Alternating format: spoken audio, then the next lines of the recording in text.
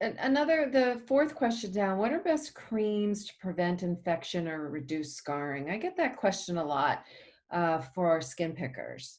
What's your So that's a good question. So, the things, or maybe three things that people are really concerned about with the skin picking is, one, your skin is a barrier and it's designed to be intact to protect you from one thing, infection. So obviously when you scratch it, you compromise the barrier and then you have a risk of infection.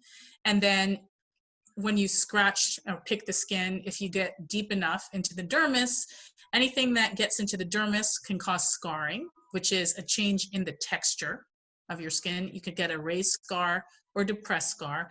And then you can also get discoloration. People with darker skin are more likely to get what we call post-inflammatory hyperpigmentation, where you get a dark stain on the skin, which is different than a scar, even though people refer to that as a scar. And then people with lighter skin often get persistent redness, persistent erythema. Instead of a brown spot, they get a red spot. And that, just like the brown spot, can take weeks to several months to sometimes years to go away. So a lot of that's caused by inflammation, and some of it's caused by how far you anatomically get into the skin.